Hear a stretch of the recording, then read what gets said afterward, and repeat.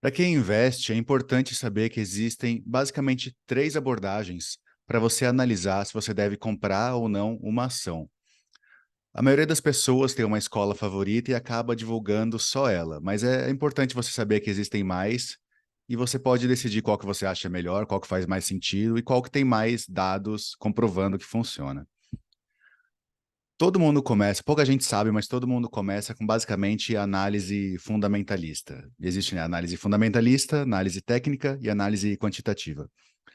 A análise fundamentalista, apesar de parecer complicada quando você começa a aprender sobre, é o jeito que todo mundo começa a falar sobre ações, que é basicamente você falar se uma empresa é boa ou não, se é uma empresa que vale a pena você comprar, se é uma empresa que tem perspectiva de crescer, baseado majoritariamente numa análise subjetiva.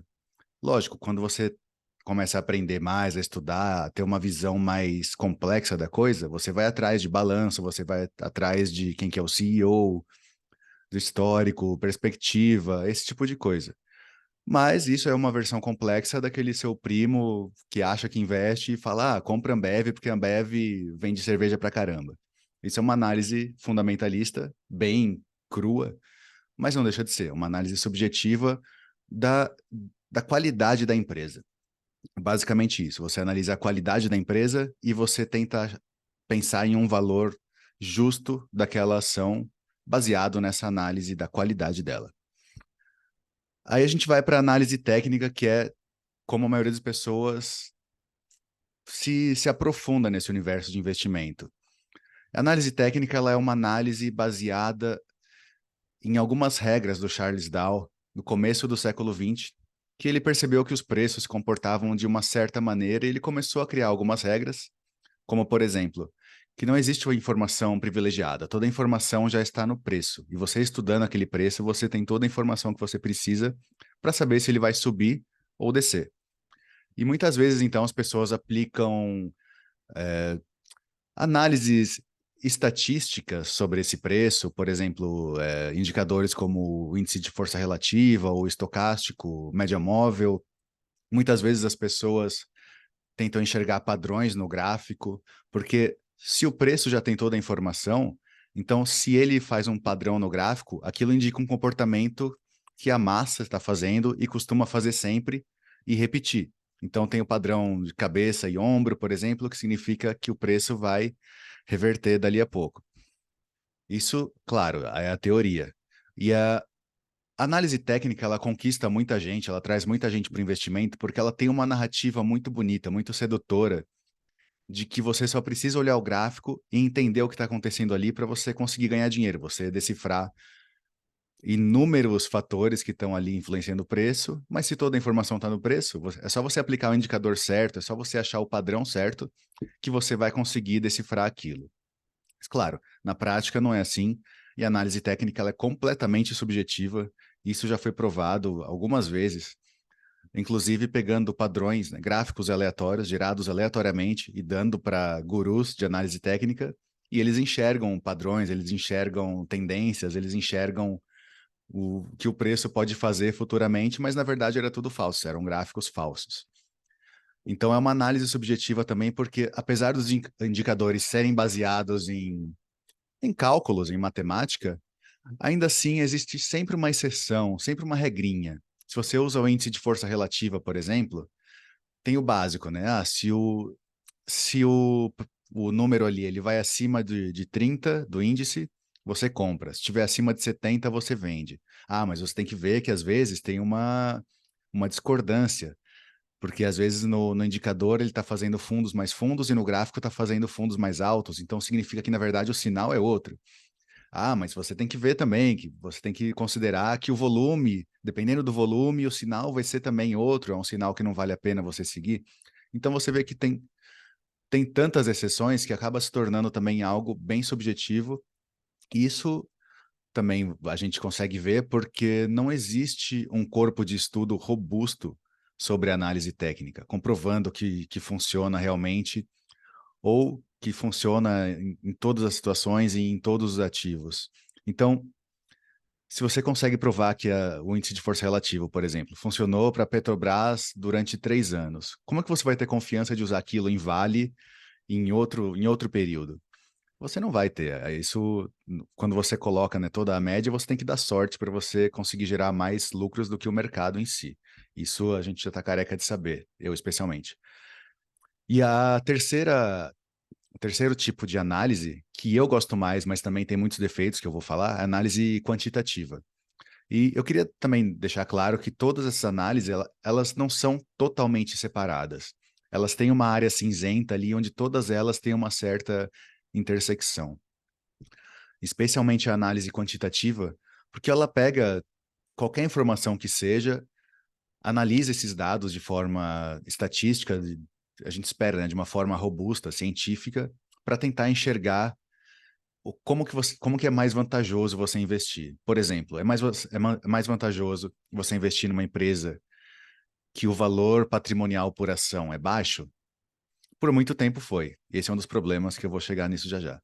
Mas você tem vários tipos de números assim que você pode testar historicamente e você chega a resultados bem interessantes. E eu acho que, apesar de tudo, apesar de ter defeitos, é um método que pode ter mais chance de fazer o investidor bater o mercado, porque ele não é subjetivo. Essa é justamente a diferença da análise quantitativa para as outras duas análises. A intenção é você gerar regras frias que você segue. Então, você faz um ranking de ações com o menor preço-lucro, por exemplo. Você pega o preço da ação, divide sobre o lucro, né? Se o lucro é muito alto, comparado com o preço da ação, você vai ter um número pequeno. Então, digamos que você investir nessas ações, você encontra que, historicamente, teve resultados melhores do que o mercado. Isso já aconteceu, isso já foi algo que foi comprovado. Só que aí que está o problema. Com todas essas análises, não só a quantitativa, mas todas as análises, todo mundo, especialmente hoje, todo mundo tem acesso a todas as informações. Então, se você acha que você encontrou alguma coisa que vai te gerar mais lucro do que investir passivamente no mercado, o que te garante que a BlackRock já não encontrou isso, ou que a XP já não encontrou isso, que a Vanguard já não encontrou isso, ou que o George Soros já não encontrou isso? Essas instituições, as pessoas têm trocentos PhD à disposição, tem um monte de equipamento, eles trabalham com isso o dia inteiro e eles recebem incentivos para trabalhar com isso. Então, se existe uma vantagem, rapidamente outras instituições vão encontrar essa vantagem e elas vão tirar vantagem da vantagem. Então, vamos pegar uma coisa bem simples. Digamos que você fez uma análise estatística e viu que toda sexta-feira, meio-dia, o preço das ações sobe. Pode ser porque a galera tá feliz, porque sextou, não importa o motivo. Digamos que você achou essa anomalia no mercado. Então, meio-dia, sexta-feira, as ações sobem. Então, você vai lá, 11h30, e começa a comprar as ações. Só que, rapidamente, alguém fazendo uma outra análise vai ver que você está comprando as ações 11h30 e que ao meio-dia você está tendo muito lucro com isso. Então, essa pessoa vai vir, ou essa instituição, provavelmente, vai vir às 11 e comprar as ações antes de você. Então, quando você comprar, o preço já vai estar alto e esse efeito vai ser perdido, porque aí outra instituição vai vir antes, até que vai chegar um momento em que isso vai ser diluído e não vai gerar lucro para ninguém. Esse é o problema com todas essas análises. Porém, a análise quantitativa, por ela não ser subjetiva, você ainda consegue, pelo menos, saber o que ainda está funcionando. Mais ou menos. Não existe garantia que o que funcionou até hoje vai continuar funcionando amanhã, justamente pelo que eu falei, né? Tá todo mundo querendo tirar dinheiro do mercado. Mas eu acho que é importante você, pelo menos, ter uma expectativa da sua estratégia, do que sua estratégia pode te entregar, e você saber por que que você está comprando um certo ativo, porque assim você vai saber também se é hora de você abandonar aquele ativo e mudar de estratégia. E apesar de tudo isso da análise quantitativa, eu acho que tem muitas coisas interessantes e tem algumas regras que não mudam no mercado de ações. Por exemplo, o preço das ações acompanha o lucro das empresas. Não é algo imediato, mas no médio e longo prazo é o que acontece. Então, se você tiver uma análise quantitativa e você vê que uma empresa ela está sendo lucrativa e ela está com lucros crescentes, é uma aposta muito boa. Claro, pode entrar também um pouco de subjetividade da análise fundamentalista, de você pensar, por exemplo, se aquele negócio é viável a longo prazo ou não. Um exemplo que eu uso para mim são empresas de tabaco. Elas são empresas bem lucrativas, são empresas seguras, dão bastante dividendo, o que significa que elas geram bastante caixa. Mas eu acho que para o futuro, eu tenho minhas dúvidas se essas empresas vão continuar com lucros crescentes para o futuro. Porque tabagismo é algo que está todo mundo contra, é algo que não tem muito como crescer, a não ser que mudem leis sobre maconha, esse tipo de coisa, mas é algo que eu não quero apostar meu dinheiro.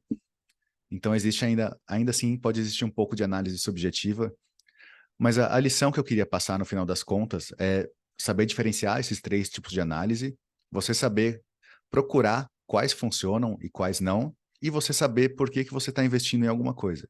É por causa de uma análise estatística?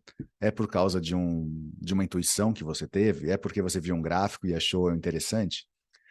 Saiba disso, pelo menos, e saiba procurar se existe um embasamento científico, se existe alguém que testou essa hipótese, e especialmente recentemente, porque se é algo que foi testado décadas atrás, é possível que já não funcione mais.